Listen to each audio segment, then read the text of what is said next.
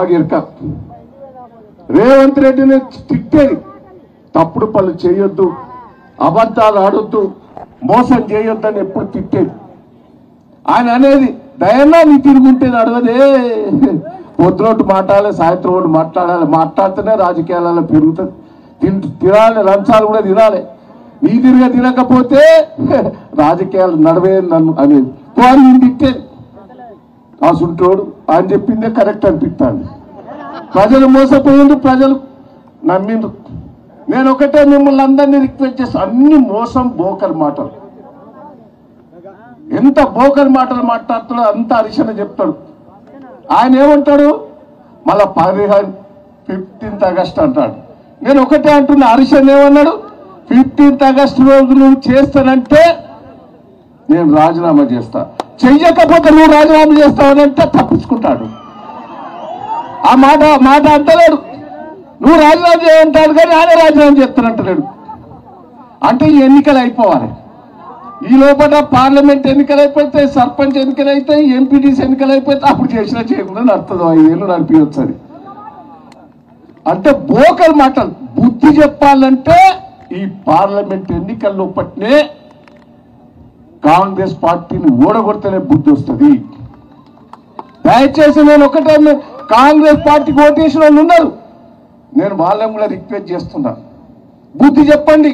నేను చేసిన ఎన్ని చేశానండి, ఒక్కొక్క మండలం వేరే నియోజకవర్గాలు చూసి రాపండి, వాళ్ళని వేరే నియోజకవర్గాలు వేరే ఊళ్ళలో పోయి చూసిరండి. నేను వచ్చినప్పుడు తాగేదందుకు నీళ్ళు లేవు, నేను వచ్చినప్పుడు ఎమ్మెల్యేగా చెర్లలో నీళ్లు లేవు, రోడ్లు లేవు, గోస కరెంటు లేదు, కాలువలు లేవు. నేను ఇవన్నీ ఎంబడిపడి హరిశన్న ఇరిగేషన్ మంత్రి ఉంటే ఎంబడిపడి నీళ్లు తెచ్చినా, మిషన్ భగీరథ, చెక్ డ్యాములు, చెర్ల బాగులకు నీళ్లు ఇట్లా తోలిచ్చి చెక్ డ్యాములు కట్టి నీళ్లు నింపి బాయిలల్లో చెర్లలో ఊట పెరిగేటట్టు చేసిందా లేదా బోరింగ్లలో? ఇప్పుడు నీళ్లు వదిలిపెట్టక బోరింగ్లని పోయినాయి, మోటార్లు కాలిపోతాయి, స్టార్టర్లు కాలిపోతాయి, ఏ బాయిల సుక్కలేదు. ఇది వాస్తవమా కాదా? ఇంతవరకు వాగులలో చెర్లలో నీళ్లు వదిలిపెడితే మన బోర్లలో నీళ్లు వచ్చేది, బాయిలలో నీళ్లు పెరిగేది. కేసీఆర్ గారు 24 గంటల కరెంట్ ఇస్తే రేవంత్ చెప్తాడు 3 గంటలు చాలంటాడు, చేస్తాడు. ఇప్పుడు 3 గంటలు చేస్తాడు. నీళ్లు పోయినాయి. ఇవాళ హరిశన్ వస్తాడ, కుండలు పడ్డాయి, కుండల కాడ కొట్టుకుంటాడట నీళ్ళ కాడ. ఇదివరకు ఇంటింటికి నీళ్ళు వచ్చేది, ఇప్పుడు కొట్టుకుంటారు. దయచేసి నేను మిమ్మల్ని రిక్వెస్ట్ చేస్తున్నా, జిద్దుగా పనిచేద్దాం. దయన్నా మళ్ళా పాలకుర్తి మీదకెళ్ళే నిలబడతాను. ఈ సందర్భంగా చాలా మంది అంటారు వేరే దిక్కు పోతాడట, అని ముచ్చట లేదు. నాకు జనం 3 సార్లు గెలిపించిందండి, నువ్వు నన్ను మర్చిపోతారా? కష్టకాలంలో గెలిపించిండు. నేను ఇలా పాలకుర్తిలో హరిశన్నకు తెలుసు, హరిశన్న వీళ్ళందరూ కూడా నేను టీఆర్ఎస్ పార్టీ గాడుపున్నప్పుడు కూడా గెలిచిన, కాంగ్రెస్ గాడుపున్నప్పుడు కూడా గెలిచిన. నేను గెలిచిన ఇవాళ నేను టీఆర్ఎస్ పార్టీలోకి వచ్చిందంటే హరిశన్న ధైర్యంతో వచ్చాను, హరిశన్న పిలుపుతోటే వచ్చాను, హరిశన్న రమ్మను అంటే వచ్చాను. నాకు కాంగ్రెస్ పార్టీ పిలిపిస్తారు, నీ మీద కేసులు పెడతాం, నువ్వు రాకపోతే మళ్ళపోతాను. నేను తప్పు చేయలే, టెలిఫోన్ కేసు అన్నారు, ల్యాండ్ కేసు అన్నారు, ఎండ దొరుకుతలేదు, ఎన్నికలన్నా దొరుకుతలేదు. దయన్న మీద తప్పులు కాంగ్రెస్ వాళ్ళు ఎట్లా నాకు ఇదివరకు 3 సార్లు జైలుకు తోలిచ్చారు, మళ్ళా పోతా. తప్పుడు కేసు పెడితే కొట్లాడతా మీకోసం. నేను కార్యకర్తలను కూడా చెప్తున్నా, తప్పుడు కేసులు పెట్టేది ఉంటే పోలీస్ స్టేషన్ వచ్చి నేను కూర్చుంటా. నేను 15 ఏళ్ళు ప్రతిపక్షంగా ఉండి కార్యకర్తలను కాపాడుకున్న జిల్లా ప్రజలు, వరంగల్ జిల్లా పార్టీ ప్రెసిడెంట్గా ఉండి జిల్లా మొత్తం కాపాడుకున్నా. మూలం కాపాడుకున్న నాకు పెద్ద పనేం కాదు. ఒకడంటాడు సర్పంచ్ బిల్లులు ఆపుతామని, నీ దమ్మున్నదా బిడ్డ? దయన్న మంజూరు చేసిండు, ఆపుతా నేను వచ్చి కూర్చొని వంగబడి బిల్లులు ఇప్పిస్తా. అధికారులు అంత తప్పుడు చేసేవాళ్ళు కాదు, పోలీసు వాళ్ళు కూడా అంత తప్పుడు చేసేవాళ్ళు కాదు. తప్పుడు చేయాలని ఒత్తిడి చేసినా నేను మీ వెనుక నేనుంటా. నేను కార్యకర్తలకు చెప్తున్నా, మీకు భయపడుతున్నారు వాళ్ళ అధికారం ఉన్నదని. జయన్న అధికారం ఉన్నా లేకున్నా పవర్ఫుల్ మనిషి అని కూడా ఈ సందర్భంగా మీకు తెలియజేస్తున్నాను.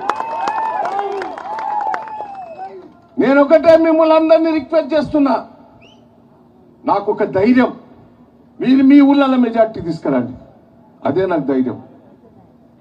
నేను హరిశన్న రిక్వెస్ట్ చేస్తున్నా, రేవంత్ రెడ్డి గారు అంటాడు జిల్లా వరంగల్ జిల్లా ఒక్కటే ఉండాలట, మహబూబాబాద్ జిల్లా తీసేస్తాడట, జనగాం జిల్లా తీసేస్తాడట. నిన్న కడియం శ్రీహరి గారు మాట్లాడతాడు, జనగాం జిల్లా తీసేద్దామా? ఏం మాట్లాడతాను నిన్న కడియం శ్రీహరి? 6 ముక్కలు చేసి అన్యాయం చేసిండు. కాకతీయ రాజులు పరిపాలించినప్పుడు వరంగల్ ఉండే, వరంగల్ ఒక్కటే ఉంటే చాలు అంటాడు. జనగాం జిల్లా తీసేస్తాడట, మహబూబాబాద్ జిల్లా తీసేస్తాడట, తొర్రూరు ఆర్టీఓ జిల్లా తీసేస్తాడట. అసలు దొంగల కొట్టేద్దామా? నేను మిమ్మల్ని అందరినీ రిక్వెస్ట్ చేస్తున్నా, అదొక దొంగల రాజ్యం, మోసపీలు రాసిద్దాం. నేను మీకోసం నేనున్నా, దయచేసి నేను రిక్వెస్ట్ చేస్తున్నా, చేతులెత్తి మొక్కుతున్నా. వాడన్ని బోకర్ మాటలు మాట్లాడి మళ్ళా దిగిపోయేటోడే. నేను ఒకటే మీకు చెప్తున్నా, నాకు సర్వే రిపోర్ట్లో నేను ఓడిపోతానని ఇచ్చిండ్రు. వాళ్ళే ఇప్పుడు చెప్తారు వరంగల్ పార్లమెంటు టీఆర్ఎస్ పార్టీ గెలవబోతున్నదని సర్వే రిపోర్ట్ ఇస్తున్నాయి. ఇదే సర్వే రిపోర్ట్ మీకే ఇంత ఉంటే ఇక్కడ చూపెట్టిన 50,000 మెజార్టీ తోటి గెలవబోతున్న విలేజ్ వైజ్ గా చెప్తా. నేను ఓడిపోతానని ఇచ్చిన మాని ఇలా ప్రభుత్వం కూడా మీరు ఒక 25 సీట్లు మారితే గెలుతానని ఇచ్చి నేను ఇప్పుడు అప్పుడు చెప్పిన మీ పేపర్లో చూసిందా మీరు? ఆయన రిపోర్ట్ ఇది. హరిశన్నకు కూడా తెలుసు ఇదంతా. దయచేసి నేను చేతులెత్తి మొక్కుతున్నా, నేను లీడర్లకు కూడా చెప్తున్నా, మిమ్మల్ని కాపాడుకునే శక్తి నాకున్నది. దయచేసి ఏ విజృంభిస్తా, పార్లమెంట్ ఎన్నికల వరకు ఒప్పుకుంటారా? నేను వాళ్ళని తిడితే వాళ్ళు పెద్దోళ్ళు అవుతారని ఆగుతాను. అత్తా కూడా ఇప్పుడు తిట్టా, పార్లమెంట్ ఎన్నికల తర్వాత తిడతా. ఇక కడియం శ్రీహరి గారు అంటాడు, బిడ్డ నాతోటి పైకి వచ్చినావు, నాతోటి పైకి వచ్చి నీ చరిత్ర చెప్తే ఉరిపెట్టుకుంటావు. బిడ్డ నీ మోసాన్ని చెప్తే నీ కులం మోసం చెప్పినా మా నాయన చదివిచ్చిండు నిన్ను. నేను రాజకీయంగా ఎదిగాను, రాజకీయంగా నేను లేపాను నిన్ను. ఒక చిన్న కుటుంబం నుంచి, పేద కుటుంబం నుంచి వచ్చినని మా నాయన చదివిచ్చిండు. నేను రాజకీయంగా నేను డబ్బులు ఇచ్చి లేపాను. అసుంటోడు నన్ను తిడతాడా? ఏమంటాడు ఎరికేనా? అమ్మాయి కింద ఓడిపోయాడు, సిగ్గు లేదు, మెదడు ఖరాబ్ అయిందంటాను నన్ను. నేనంట ఉరిపెట్టుకోవాలన్నట్టు వాడు చెప్పే మాటలు. ఆయన రాజయ్య మీద 4 సార్లు ఓడిపోయాడు. వాడు ఏం చేయాలి? 4 సార్లు. నేను ఓడిపోయింది 7 సార్లలో ఒక్కసారి 8వ సార్లు ఓడిపోయాను. 7 సార్లు గెలిపించారు వరంగల్ జిల్లా ప్రజలు. నన్ను గట్ల తిడతాడు, నన్ను ఎట్లా పడతాడు? నేనంటే ఉరిపెట్టుకోవాలన్నట్టు. నేను ఒకటే, ఆ అమ్మాయితో ఓడిపోతే నేను ఉరిపెట్టుకోవాలి. చిన్న అమ్మాయి నీ మనవరాల వయసుతోటి పెట్టే ఉరిపెట్టుకోమంటాడు. అసొంటి కడియం శ్రీహరి కోటేద్దామా? దయచేసి నేను ఒకటే, ఎంత ద్రోహం చేశాడండి? ఏం చేశారు? నీకేం తక్కువ చేశారు? నేను తెలుగుదేశం ఉన్నప్పుడు పట్టుబట్టి ఎన్టీ రామారావు దగ్గర తీసుకుపోయి మంత్రి పదవి ఇప్పించాను. కేసీఆర్ గారు నువ్వు ఓడిపోయి బజార్లో తిరుగుతాడ తీసుకొచ్చి నేను ఎంపీ చేసి, ఉప ముఖ్యమంత్రి చేసి, 2 సార్లు ఎమ్మెల్సీ చేసి, రాజయ్యను పక్కకు తీసేసి నీకు ఎమ్మెల్యే చేసి, దయాకర్ని తీసేసి నీ బిడ్డకి ఎంపీ సీట్ ఇస్తే ఇంత మోసం చేస్తానే?